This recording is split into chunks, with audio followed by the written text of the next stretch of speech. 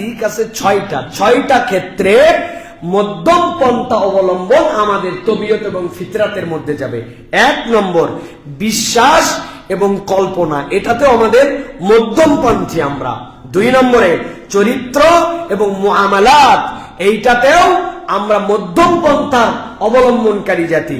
3 নম্বর শরীয়ত পালন এবং ইবাদত, এটাতেও আমরা মধ্যম পন্থার অবলম্বনকারী।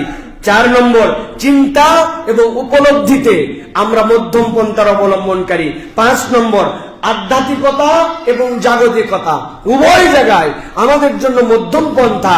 6 নম্বর ব্যক্তিগত এবং সামাজিক ক্ষেত্রে আমরা মধ্যম পন্থা অবলম্বনকারী।